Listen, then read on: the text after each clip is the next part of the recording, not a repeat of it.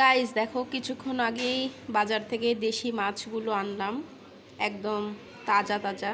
এটা শিং মাছ, চিংড়ি মাছ, আর এটা যে কি মাছ আমি জানি না।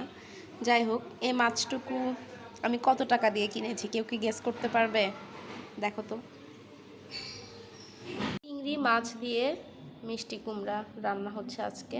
সব কিছু কেটে নিয়েছি, মাছ মানে তরকারিটার মধ্যে একটু হচ্ছে আমি শাক দিয়ে দিয়েছি যেন একটু নরম হয়।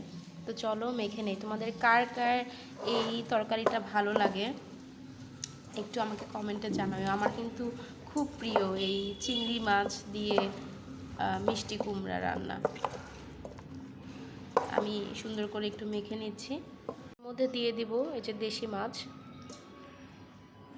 দিয়ে দিলাম কিছু চিংড়ি মাছ, একটু হালকা করে মেখে দিয়ে দিব।